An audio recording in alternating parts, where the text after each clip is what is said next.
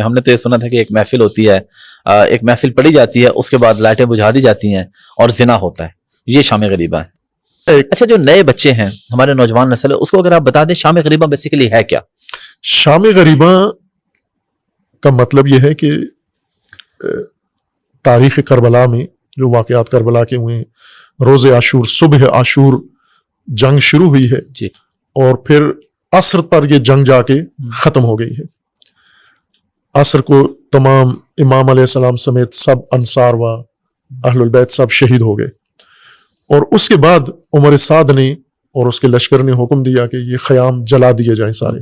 اور خیمے لوٹے گئے پہلے، پھر جلائے گئے، لاشوں کو پائمال کیا گیا۔ یہ وہ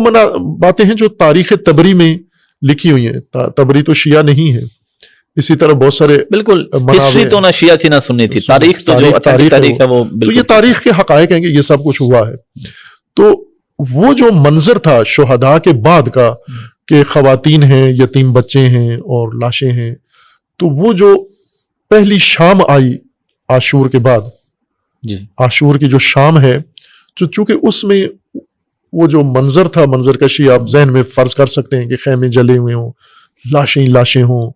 پائمال لاشیں ہوں اور آگ لگی ہوئی ہو اور بچے رو رہے ہوں، پیاس ہو، بھوک ہو، یہ سارا منظر تھا وہاں پر۔ تو وہ جو شام اہل البیت پر آئی، چونکہ اس سے پہلی شام جو تھی تو امام حسین علیہ السلام موجود تھے، بالکل صحابہ ان کے ساتھی موجود تھے، انصار اور اہل البیت۔ یہ پہلا شام آئی، پہلی رات آئی جس میں کے بغیر یتیموں کی شام تھی،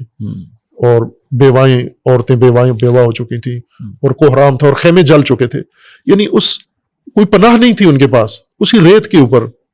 گرم ریت کے اوپر انہوں نے وہ رات گزاری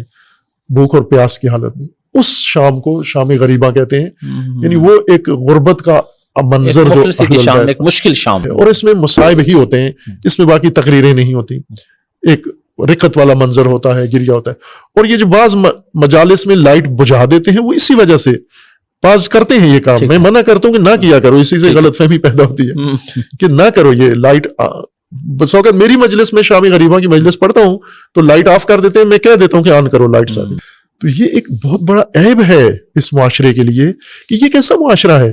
میڈیا کا دور ہے، آپ کے دسترس میں ہے ہر چیز، اور آپ پھر بھی سنی سنائی بات پہ بات کرتے ہو، ذہن بنا ہوا ہے آپ کا۔ ایک دن تصدیق کے لیے چلے جاؤ، آپ دیکھ لو کہ وہاں پر کیا ہوتا ہے۔ میں شیعوں کو بھی کہوں گا کہ اپنے علاقے کے سنیوں کو دعوت دیں مجالس میں، اور مجالس کو اس طرح بناؤ کہ اہل سنت رغبت کے ساتھ آئیں۔ شام غریبہ کی مجلس میں بھی اہل سنت ہوتے ہیں، روتے ہیں، گریا کرتے ہیں، چونکہ شام غریبہ ہوتے ہی مصائب ہیں۔ وہ رات تو ہوتی ایسے ہے کہ اس کے لیے، اور اس کے بارے میں یہ بدگمانی اور یہ تہمت، یہ یعنی وہی تہمت ہے جو قرآن نے کہا کہ ام المومنین پر لگا، یہ افک ہے یہ،